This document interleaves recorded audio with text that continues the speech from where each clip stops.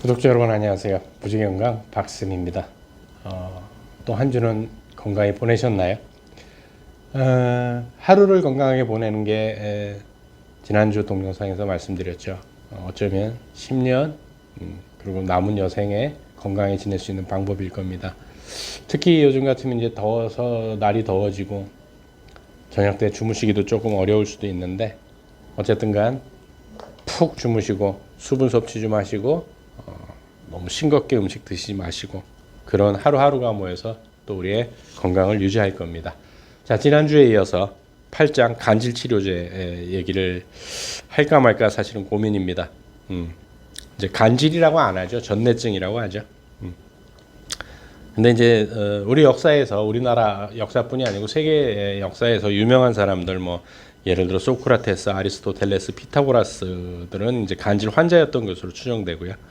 그다음에 카이사르, 나폴레옹 3세, 베토벤, 레오나르도 다빈치, 뭐 파스칼, 차이코프스키, 미켈란젤로, 바이런, 톨스토이, 뭐 엘튼 존, 뭐 이런 사람들이 다 약간의 그 전내증을 가지고 있었다고 합니다.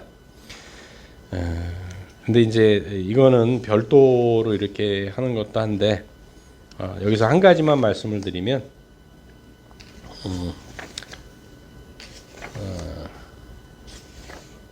그러면 간질 약에 대한 이제 전내증에 대한 약에 대한 근데 158페이지에 이렇게 얘기를 합니다. 항간질제는 간질 발작을 억제하는 대증요법제로 치료제는 아니다.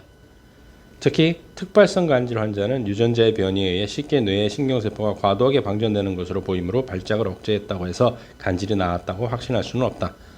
또한 환자들 중에는 항간질제의 효과가 별로 없고 위험한 발작을 계속하는 사람이 20-30% 정도 된다. 이런 환자들에겐 뇌 외과 수술이 검토된다.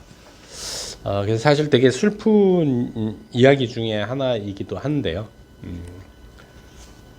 뭐 어떻게 하겠습니까? 뭐 평생 동반을 해야 되고. 그런데 이제 전내증을 개선하는 방법이 한 뭐 두 가지 정도. 뭐 개선하는 겁니다. 완치라기보다는 뭐 개선하는 것 중에 하나가 변비를 해소하는 게 되게 중요합니다. 전내증 환자들 중에 변비 환자들이 상당히 많습니다.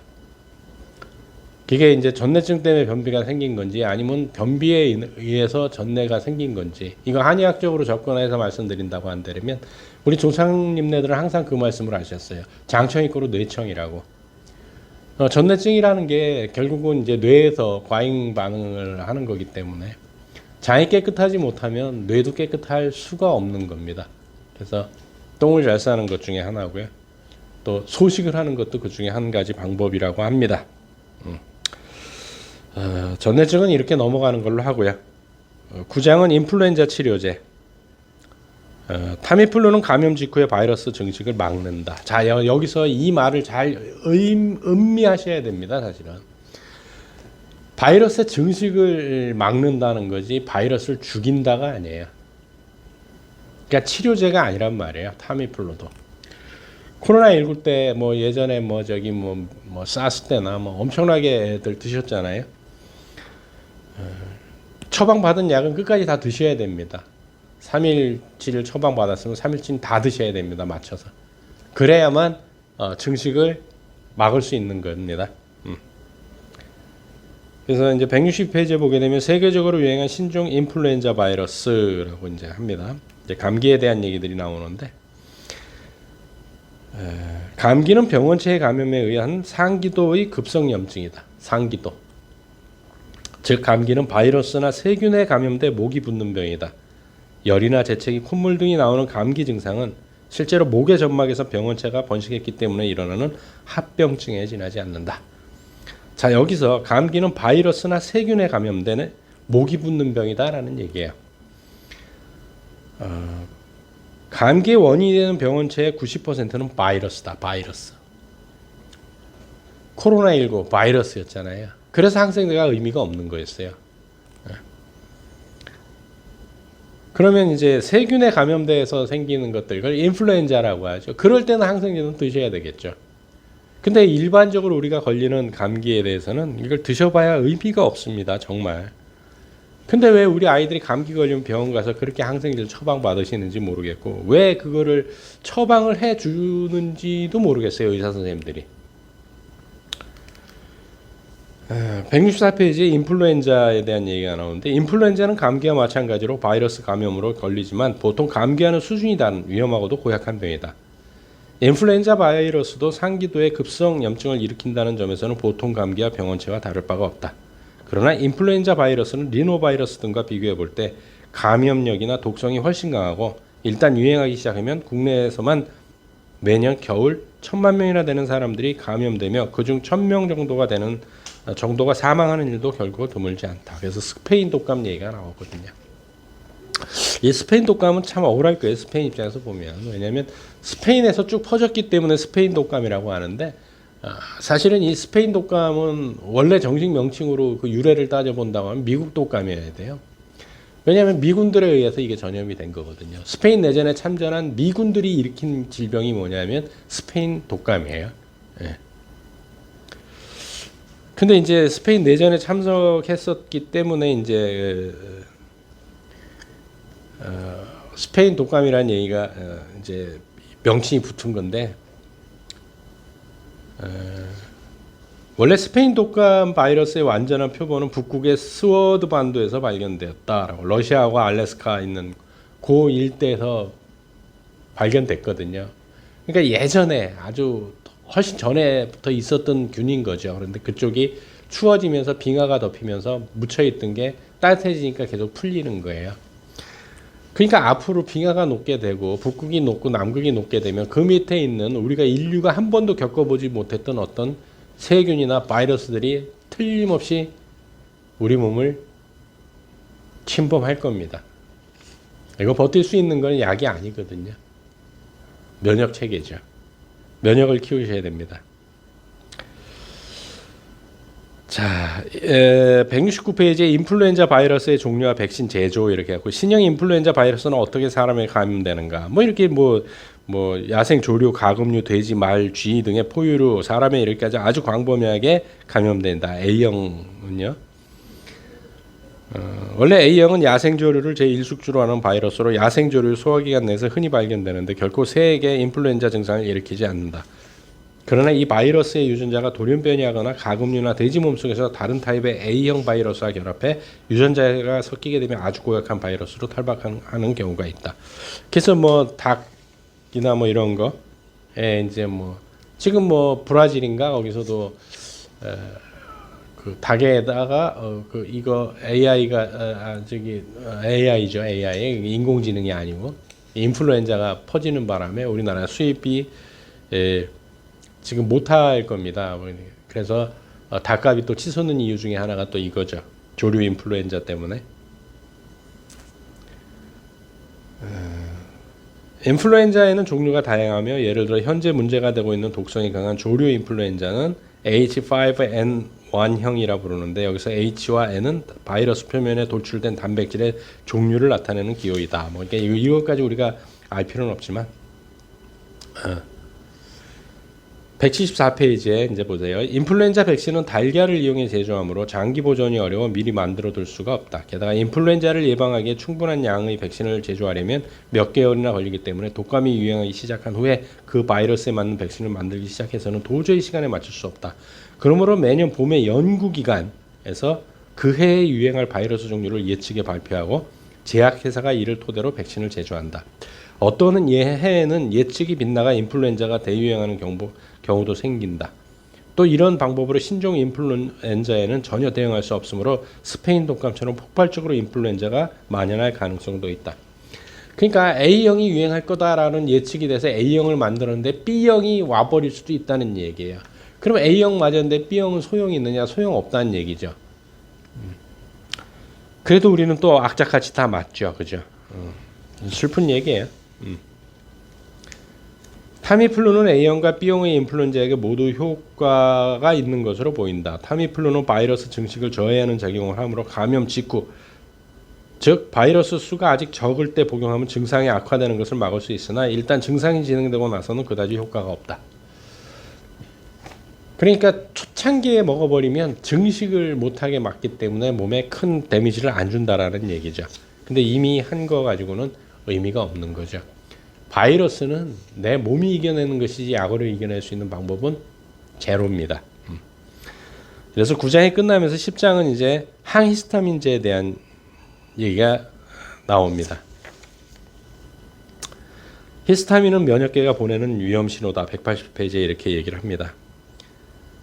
히스타민은 사람들이 싫어할 만한 요소를 갖고 있지만 본래 히스타민은 우리 몸에서 중요한 역할을 하는 물질이다. 몸속에 병원체 등이 침입했을 때 면역계의 세포가 보내는 위험 신호가 바로 히스타민이기 때문이다. 최근에는 히스타민이 신경전달 물질로서의 역할도 하고 있다는 사실이 밝혀졌다. 그러니까 내 몸이 보내는 신호인 거죠. 히스타민은 모든 동식물의 생체 조직에 분포되어 있지만 사람의 경우에는 주로 백혈구의 일종인 호염기구나 비만세포의 내부에서 만들어진다. 특히 비만세포에는 히스타민이 고농도로 함유되어 있으며 그 밖에 피부나 간, 폐 등의 장기, 피부 밑이나 점막 밑에 가는 혈관 주변 등에도 존재한다. 그래서 이런 것들이 이제 나타났을 때 얘가 이제 우리 몸에 비상하고 알려주는 거죠. 항히스타민제는 히스타민의 짝퉁이라고 이제 얘기를 합니다. 이 책에 이렇게 돼 있고요. 지금은 이제 현재 제 3세대가 나왔는데 별로 의미가 없나 봅니다. 그래서 11장에는 이제 에이즈 치료제 얘기가 나옵니다. 에이즈도 사실은 뭐 그렇게 뭐 지금은 이제 많이들 잡고 있죠. 에이즈는. 에이즈 병원체는 인체 면역 결핍 바이러스 HIV라고 부르죠. 라고 부르는 바이러스이다. 이 바이러스가 위험한 이유는 사람의 몸을 병원체로부터 보호하는 면역계를 집중적으로 파괴하는 성질을 지니고 있기 때문이다. 게다가 HIV는 병을 일으키는 바이러스 중에서도 특히 성질이 고약한 레트로바이러스의 일종이다. 레트로바이러스의 일종이라는 거죠. 영음이 수시로 변화를 합니다. 일단 HIV에 감염되면 이 바이러스는 우리의 게놈에 자기 자신을 침투시켜 일체화하기 때문에 바이러스를 없애는 일이 본질적으로 불가능해지기 때문이다. 그러니까 우리 항체를 형성할 수가 없게 돼버리는 거예요. HIV는 이 헬퍼 T세포로 들어가 그 유전자와 하나가 된다. 즉 HIV는 인체의 면역계를 탈취해 그 중추의 자리를 잡고 면역계 자체를 파괴해버린다. 바로 이와 같은 성질이 에이즈의 치료를 매우 어렵게 만드는 가장 큰 이유다. 근데 지금은 이제 에이즈도 완전 정복은 아니지만 이제 에이즈로 사망하는 일은 거짓없다고 합니다.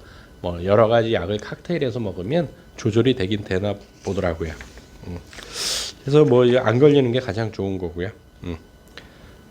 그래서 이제 에이즈 치료제는 그렇고 12장 파킨슨병 치료제가 나옵니다. 엘도파라는 문제점과 신약에 대한 기대에서 멈출 수 없는 떨림 증상이 전신으로 퍼진다. 이게 파킨슨병이라는 거죠. 그래서 213페이지에 파킨슨병은 대개 한쪽 손이나 발의 작은 떨림에서부터 시작된다. 1990년대에 30세의 젊은 나이로 이 병에 걸리는 할리우드 영화 스타 마이클 제이 폭스가 표현했듯이 그 떨림은 나비의 날개짓과 비슷해 규칙적으로 빠르며 멈출 수 없는 움직임이다.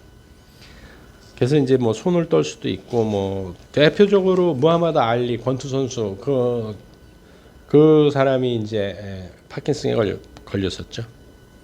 중추신경 즉 뇌에 이상이 초래하는 병이라는 사실이 밝혀졌다. 파킨슨병은요. 정확하게는 뇌 아래쪽에 있는 엄지손가락 크기의 흑질이라는 부분이 파괴되는 것이 원인이다.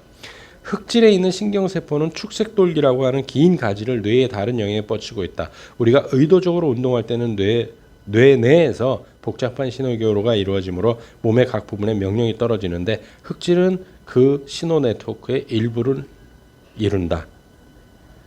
흑질은 특히 몸의 다양한 움직임을 무의식적으로 협조하도록 만드는데 중요한 역할을 한다고 보고 있다. 그런데 그러니까 이제 그 일을 못 하는 거죠. 근데 왜 떨림이 있을까요? 떨려야 더 이상 진전이 안 되기 때문에 떨리는 겁니다. 219페이지에 증상을 적극적으로 개선시키는 엘도파란 하고 이제 약을 합니다.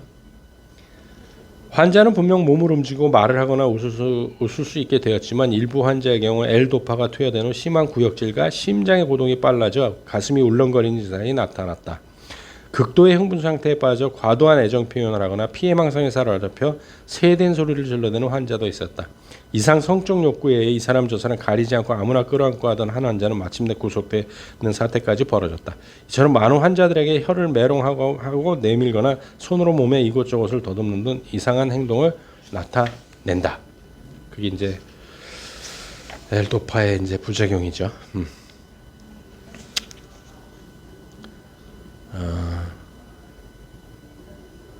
파킨슨병은 225페이지인데 파킨슨병의 뇌 흑질의 신경세포가 죽어가는 병이다. L도파는 이 신경세포가 사용하는 신경전달 물질인 도파민을 보충함으로써 남은 신경세포가 활발하게 작용하도록 돕는다.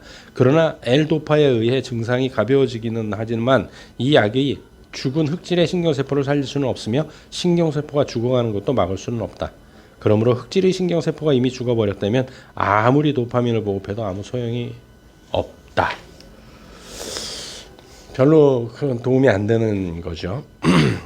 그래서 이제 227페이지에 보게 되면 파킨슨병 치료의 종류 해가지고 뭐 L도파 계열은 뭐 시네메트라는 거하고 항콜린제는 알탄, 파킨, 뭐 도파민 분비 촉진제는 신메트렐, 그다음에 도파민 수용체 작용제는 파로델, 그다음에 퍼맥스, 도파민 분해 억제제 FP, 노르아드레날린 보충제는 돕스 뭐 이런 이름으로 판매가 되고 있나 봅니다. 그러나 이미 죽은 신경세포는 어떤 약으로도 살릴 수 없다는 얘기고요. 파트 13, 그러니까 13장에는 이제 경구피임약 얘기가 나옵니다. 피임약이 개발되면서 여성의 인권이 많이 올라간 건 사실입니다. 그렇지만 과연 그럴까 싶기도 하고요. 호르몬을 조종하는 거기 때문에 굉장히 위험합니다. 여성 호르몬 작용을 이용해 임신을 막는 경구피임약이라는 얘기로 나오고요. 여성 생식기의 주역은 엄지손가락 크기만한 두 개의 난소와 주먹만한 자궁이다. 난소에는 보통 많은 난자들이 있다. 이들 난자는 난포라고 하는 막에 둘러싸여 있으며 그 난포를 만들고 있는 세포는 여성 호르몬의 일종인 에스트로겐을 분비한다. 난소 안에서는 약 4주마다 에스트로겐의 작용에 의해 한 개의 난자만 성장해 난포를 찍고 난소 밖으로 나온다. 이 난자가 난간을 거쳐 자궁으로 이동하는 도중에 정자와 만나면 수정해 임신하게 된다. 그동안 자궁도 수정란을 착상시킬 준비를 한다. 난포가 분비하는 에스트로겐 작용으로 자궁 안쪽을 도는 점막이 두터워지는 것이다. 점막의 내부에는 무수한 모세혈관과 분비선이 뻗어 수정란이 오기를 기다린다. 배란 후 난소에 남겨져 있던 난포는 황체가 되고 이것이 프로게스테론과 에스트로겐을 분비한다. 그러나 대개는 수정도 착상도 일어나지 않으므로 쓸모없어진 황체는 파괴된다. 이게 생리라고 하는 거죠. 이게 이제 호르몬을 조종을 해버리는 거죠. 그래서 아니나 달라 238페이지에 보게 되면 먹는 피임약이 여성의 삶을 바꿨다라고 이제 라는 제목을 가지고 이제 얘기가 됩니다. 그래서 에스트로겐 양에 따라 구분되는 세 종류의 경구 피임약 해가지고 뭐 경구 피임약을 복용하면 프로게스테론과 에스트로겐이 혈액 속에 흘러들어가 그 신호가 뇌로 전달된다. 그러면 뇌는 난소가 충분한 양의 여성 호르몬을 분비하고 있다고 착각해 난소에 여성 호르몬의 분비 명령을 내리지 않는다. 배라는 난소에서 프로게스테론이 급격하게 분비되면서 일어나므로 경구 피임약의 혈액 속에 프로게스테론이 존재하면 배란은 일어나지 않게 된다. 만약 배란이 일어난다 해도 경구 피임약의 또 다른 작용이 임신을 막는다. 그중 하나는 프로게스테론에 의해 자궁목에서 분비되는 점액의 끈기가 보다 많아지도록 만드는 작용이다. 그 결과 아무리 질내에 정자가 방출되어도 정자는 자궁목을 통해 자궁으로 들어갈 수가 없다. 또 하나는 자궁 내막의 증식을 어느 정도 억제하는 작용이다. 자궁 내막이 충분히 두텁지 않으면 아무리 난자와 정자가 결합해 수정란이 되어도 자궁 내막에 착상하지 못한다. 즉 경구 피임약은 배란을 억제하고 자궁 속으로 정자가 진입하는 것을 방해하며 수정란의 착상을 막는다는 세 가지 작용을 통해 임신을 피할 수 있게 만든다. 근데 이게 과연 여성 몸에 좋을까요? 그래서 244페이지에 보게 되면 경구 피임약의 부작용 해가지고요. 부작용으로 가장 큰 문제가 되는 것은 혈전증이다. 혈전증은 에스트로겐의 작용에 의해 정맥의 혈액이 굳기 쉬워지고 혈전이 생길 가능성이 높아지는 질환이다. 몸이 어딘가에서 생긴 혈전이 심장이나 뇌의 혈관을 막으며 심근경색이나 뇌경색을 초래할 가능성이 있다라고 하는 거죠. 그래서 이것도 굉장히 위험한 거죠. 경구 피임약에는 피임 이외에도 월경이 규칙적이 되고 생리통이 완화되는 등 많은 여성들에게 득이 되는 다양한 기능이 있지만 경구 피임약을 복용해서는 안 되는 여성도 있다. 예를 들어 흡연자, 고혈압인 여성, 여성 호르몬에 의해 성장이 촉진되는 유방암이나 자궁 환자 등 이런 들은 드시면 안 된다는 얘기입니다. 그 이제 마지막 이제 14장에서 모르핀 얘기가 나오는데 모르핀이야 뭐 암 환자들의 고통을 해주기 위해서 하는데 이건 일종의 안 좋은 거죠. 약물 중독에 걸릴 수도 있고. 그래서 이제 간단하게나마 이렇게 여러 가지 우리 주변에서 쉽게 쓰는 약들에 대해서 한번 훑어봤습니다. 이런 게 약이 굉장히 중요하기도 하지만 한편으로는 그 부작용들, 약을 쓰는 이유는 약을 썼을 때 효능과 부작용, 이때 효능이 컸을 때만 약을 사용한다라고 약학대에선 배운다고 합니다. 그렇지만 지금은 항상 그런 것도 아닌 것 같고요. 그래서 꼭 필요할 땐 약을 쓰셔야 되지만 불필요한 약들은 내 생활에서 좀 멀리 하시고 식습관, 생활습관 바꾸시면서 생활한다면 좀 더 건강한 생활을 할 수 있지 않을까 생각을 해봅니다.